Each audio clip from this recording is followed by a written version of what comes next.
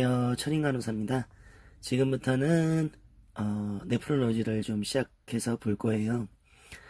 바로 시작할게요. ARF는 어큐트 레날 페일리어. 이거는 좀 오래된 명칭이에요. 지금 페일리어라는 말은 잘 안 쓰고 있고요. 어큐트는 인절이라고 해서 AKI라고 말들을 하고 있어요. 크로닉은 즉 만성은 우리가 크로닉 키드니 디지즈 CKD 이런 식의 명칭을 많이 쓰고 있는데요. 외국은 아직도 레날 페일리어라고 말들을 많이 하고 있어요. 하지만 우리나라는 거의 대부분이 바뀌어서 페일리어라는 말은 잘 안 쓰고 있거든요. 먼저 네플로지는 어떻게 구성되어 있는지 좀 볼게요. 양쪽에 키드니가 있고요. 유레터, 그 다음에 블레더, 밖으로 나가는 유레스라까지 이렇게 네프롤로지로 구성되어 있어요.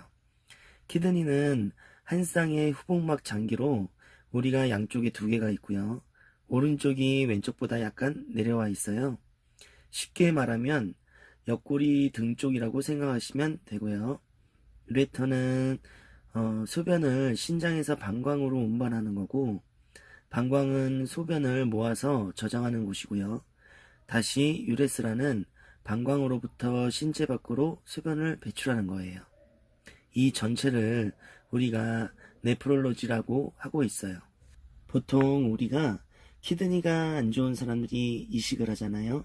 그런데 이식을 할 경우에 오랜 시간 소변을 보지 않으면 유레터가 다 막히고 방광도 콜랩스가 되는 경우가 많아요. 그래서 보통 이식을 할 때는 키드니만 딱 하는 게 아니라 이렇게 유레터까지 이식을 하는 경우가 많고요.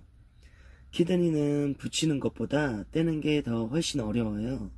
그래서 기존 장기는 그냥 두고 여기다가 그냥 붙이는 경우도 많아요. 만약에 키드니를 붙였는데 여기가 너무 콜랩스가 돼서 소변이 안 나오는 사람은 여기다가 아예 카테터를 꼽는 경우도 많아요. 자, 우리가 신장의 주요 구조는 심피질, 신수질, 그리고 네프론. 네프론 같은 경우는 굉장히 복잡해요. 이런 것들이 한 100만 개 정도 한쪽 신장에 있다고 보시면 돼요. 네프론은 수가 줄어드는 것에 따라 키드니의 손상 여부를 가늠할 수 있거든요. 키드니가 하는 역할들을 좀 볼까요? 부비계를 조절하는 기능을 갖고 있어요. 레닌, 엔지오텐신 기전을 통해서 엔도크라인 펑션을 좀 가지고 있으면서 바이타민 D랑 칼슘 형성 조절을 하고요. 적혈구 생산을 보조해요. 그 다음에 플루이드랑 전해질 불균형을 조절하고 산염기 균형을 또 조절해주고요. 그 다음에 블러드 볼륨하고 프레셔, 즉 BP를 조절하기도 하죠. 오스몰리티나 삼투압을 조절하기도 하고, 그 다음에 노폐물을 여과시키고 분비하거나 배출시키는 게 신장의 기능이에요. 그럼 자, 결론을 한번 내려볼게요. 신장이 안 좋은 사람들은 이러한 것들이 제대로 이루어지지 않는다라고 생각하시면 돼요. 맞죠? 그런데 신장은 다행히도 대체할 수 있는 요법이 있어요. 우리가 심장이나 간 같은 경우는 대처할 수 있는 게 없거든요. 근데 키드니는 신장을 즉 대체할 수 있는 게 있어요. 그 신장을 대체하는 요법을 제가 다음 영상에서 또 알려드릴 거예요. 자, 이 대체한다는 말은 뭐냐면 신장을 대체하는 요법을 쓴다 하더라도 간과 신장 같은 경우는 해결할 수가 없잖아요. 얘네는 뭘로 해결을 해야 될까요? 예, 맞아요. 셀프예요. 내가 알아서 조절을 해야 하는 거고, 자, 키드니, 얘네들은 뭐예요? 다른 요법으로도 조절이 가능해요. 그러니까 키드니가 안 좋은 사람들은 어쨌든 대체하는 요법을 가지고 삶을 유지할 수 있는 거다, 이렇게 생각하시면 돼요.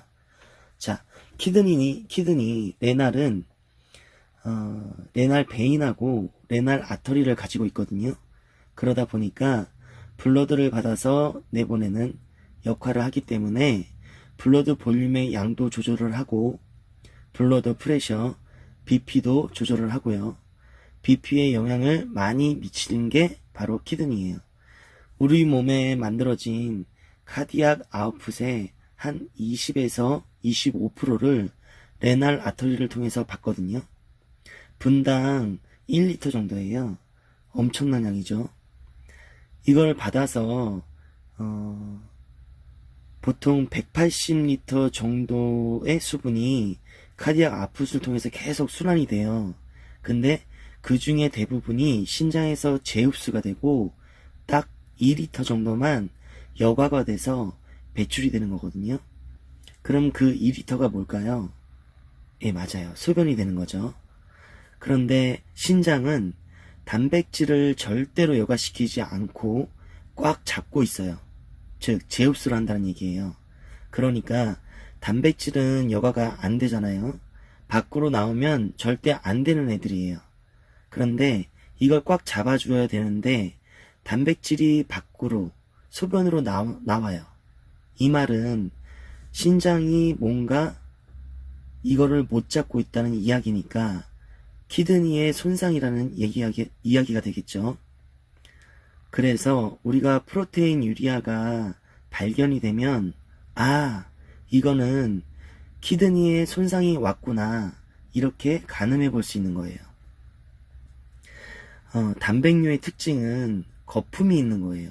그래서 우리 환자들이 왔을 때 혹시 소변에 거품이 많이 끼어 있던가요? 라고 물어보는 이유가 단백뇨가 나왔는지 안 나왔는지를 문진을 통해서 알아보는 거예요. 예전에는 어큐트 레날 페일리어 ARF라는 말을 많이 썼지만 이제는 페일리어까지 가는 단계를 그 가기 전까지를 우리가 인저리다라고 해서 AKI라고 임상에서는 많이 부르고 있어요. 전 세계 그 신장협회 가이드라인에서 이게 리스크인지 페일리어인지 또는 인저리인지 아니면 엔도스테이지까지 갔는지 이런 부분을 나누는 방법에 대해서 기준을 마련해 줬거든요.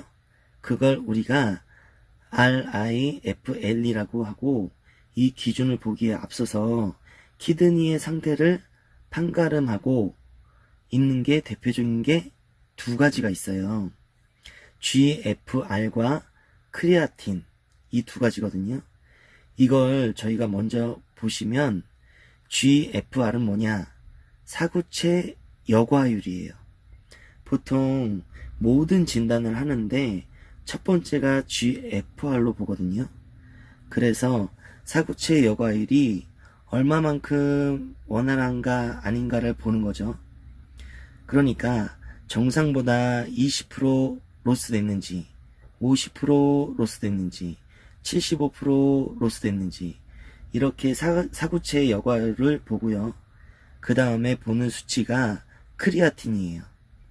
크리아틴이 뭐냐면 근육에서 생긴 단백질의 배설물이라고 생각하시면 되고요.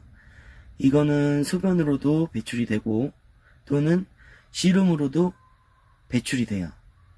두 개는 늘 적절한 농도를 조절하고 있거든요. 그런데 키드니가 안 좋은 사람들은 소변으로 배출되는 크리아틴의 양이 어떻겠어요? 예, 맞아요. 줄어들어요. 그러니까 다른 곳으로 배출이 되어야 하니까 어디로 배출될까요? 그렇죠.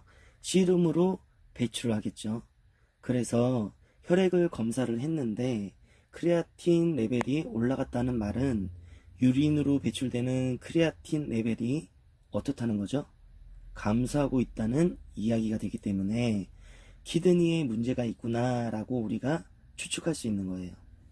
그래서 대표적으로 GFR과 크레아틴 두 가지를 보고 키드니의 상태를 우리가 평가해요. 리스크는 정상보다 사구체 여과율이 25% 정도 감소했을 경우, 그러니까 100%의 제가 신장 기능을 가지고 있다면 75%의 기능을 하는 사람들이 리스크인 거죠. 그리고 소변의 양도 감소하고 있는데 이게 한 6시간 정도 된 사람, 이런 사람을 현재 이 사람은 리스크구나. 이렇게 우리가 얘기를 해요. 그 다음에 이제 인저리는 50%, 즉 키드니 상태가 현재 절반밖에 안 되는 거죠. 사구체의 여과율이 50%밖에 안 되는 상태를 말하고요. 소변이 감소하고 있는 상황, 크리아틴이 수치가 더블로 되면서 12시간 정도가 된 경우를 우리가 인절이다. 이렇게 이야기를 해요. 이런 경우는 12시간밖에 안 돼서 어큐트하네, 이런 경우가 대부분인데 어큐트 키드니 인절이라고 부를 수 있는 상황인 거겠죠. 그 다음에는 페일리어. 그런데 우리가 여기까지 사실은 어큐트라고 해요. 왜? 이렇게 일이 발생한 지 24시간 이내잖아요. 사구체 여과율이 75%까지 떨어졌어요. 그러니까 내 정상에서의 사구체 여과율이 25%밖에 안 되는 상황인 거고요. 이게 4주가 지속되면 그걸 우리가 로스된 상태다, 이렇게 얘기해요. 이게 3개월이다. 그러면 그때부터는 크로닉이라는 말을 우리가 붙여서 얘기를 하고요. 내가 크로닉이냐, 즉 만성으로 가느냐 아니냐의 기준은 3개월인 거죠. 엔드스테이지 레날 디지즈는 결국 페일리어가 4주, 3개월까지 들어간 거기 때문에 GFR이 75% 감소했고, 즉 정상보다 신장이 현재 20에서 25%밖에 안 남은 상태를 우리가 크로닉으로 보면서 엔드스테이지로 보는 거예요. 그래서 RIFL이 이렇게 되어 있고요. 이 정도까지는 그래도 어큐트하게 보지만 로스부터는 서서히 크로닉으로 가는 단계다라고 보시면 되고요. 정확히 우리가 크로닉이라 부르는 명칭의 단계는 GFR2 이게 떨어진 지가 한 3개월, 딱 3개월 기준으로 교수님들 중에서는 이렇게 보시는 분들이 많아요. 이 어큐트냐 크로닉냐에 따라서 우리가 산전 특례를 적용할 수 있는 경우가 다르거든요.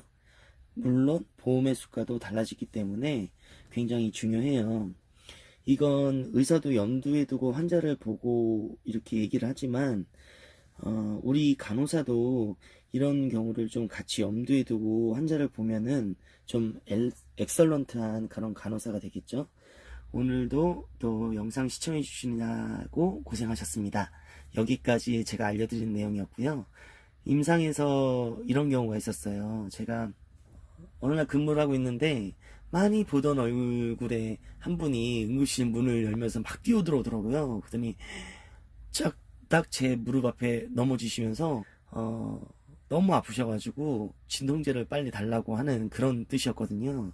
그래서 많이 보던 얼굴인데 보니까 이분이 유명한 가수분이세요. 저희가 신체 검진을 할 때 의사분들이 오셔서 환자를 앉은 상태에서 양쪽 후복막을 쳐보시잖아요. 오른쪽도 한번 쳐보시고 왼쪽도 한번 이렇게 두둥겨 보시고 그러시죠. 근데 어느 한쪽으로 칠 때 환자가 악 하고 비명을 지를 때가 있어요. 그게 바로 이제 플랭크 페인이라고 해요. 의료진들이 한 분씩 다 내려오면 확인을 해본다고 다 쳐봐요. 그럼 환자 입장에서는 얼마나 아프겠어요. 그러니까 그런 일들이 벌어진다면 아까 확인하셨다고 해주는 것도 우리 간호사가 환자분을 위해서 해줄 수 있는 이야기라는 생각이 좀 드네요. 네, 오늘은 여기까지고요. 또 시청해주시고 들어주시느냐고 고생 많으셨습니다. 다음 영상에서 더 재밌는 내용으로 제가 또 알려드릴게요. 감사합니다.